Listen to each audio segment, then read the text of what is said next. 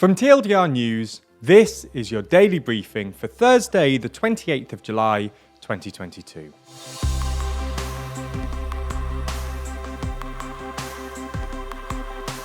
Good afternoon. Today we'll be discussing some of the biggest stories, including the threat of accidental nuclear war with China and a new US party. We'll also be answering today's big question: is female sport finally getting the recognition it deserves? But first, Russia captures a power station. As the war in Ukraine rages on, Russia seems keen to capture critical infrastructure to try and slow the Ukrainian war effort. Today, Russia captured the second largest power plant in Ukraine, which is one of Moscow's first significant gains in the last 3 weeks.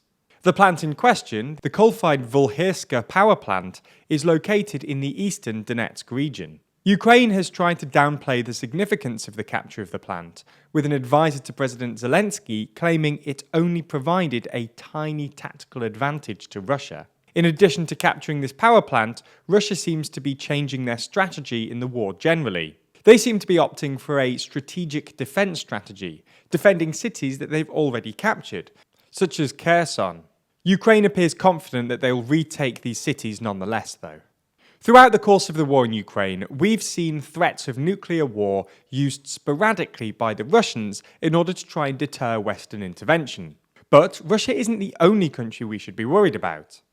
According to Sir Stephen Lovegrove, the UK's national security advisor, there is a fear that the West and China could miscalculate our way into nuclear war. In essence, he's argued that the world may no longer have the Cold War safeguards that protected it from misstepping into mutual thermonuclear destruction. Specifically with China, he argued that the world is entering a dangerous new era of proliferation due to threats from space-based systems, lasers, and genetic weapons. Additionally, the fact that China is expanding and modernizing its nuclear arsenal is of concern to Sir Stephen, as their disdain for arms control agreements is, in his eyes, a daunting prospect. There's more on the way, but be sure to subscribe and ring the bell to make the daily briefing part of your daily routine, or just search for us on your podcast app to listen along. Households in the UK are bracing for further increases in their energy bills, which could see them paying 3 times what they were paying in the beginning of 2020.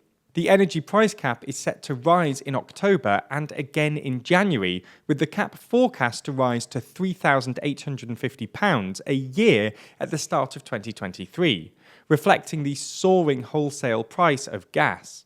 Meanwhile, energy companies are posting record profits.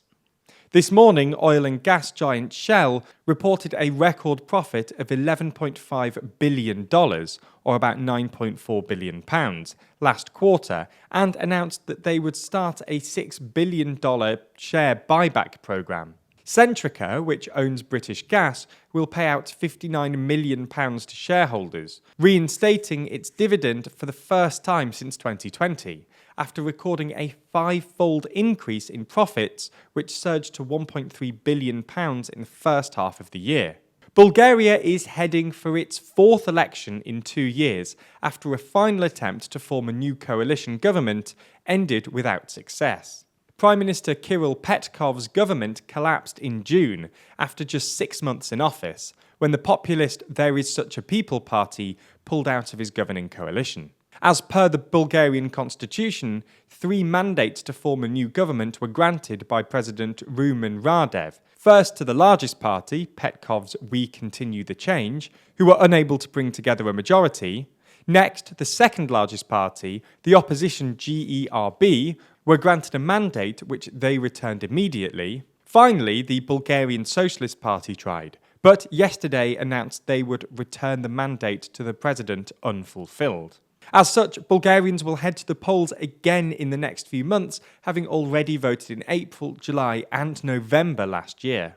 Moving to the US, where dozens of former high-ranking Republican and Democrat officials are set to announce a new national political party, Forward. Initially co-chaired by former Democratic presidential candidate Andrew Yang and the former Republican governor of New Jersey, Christine Todd Whitman, The new party is a result of the merger of three smaller groupings: the Renew America movement, set up back in 2021 by former officials who served in Republican administrations from Ronald Reagan through to Trump; the Forward Party, set up by Andrew Yang; and the Serve America movement, a cross-party grouping set up by former Republican Congressman David Jolly. The new party aims to directly appeal to millions of voters who are dismayed with America's dysfunctional two-party system. The party plans to gain ballot access in all 50 states in time for the 2024 presidential elections.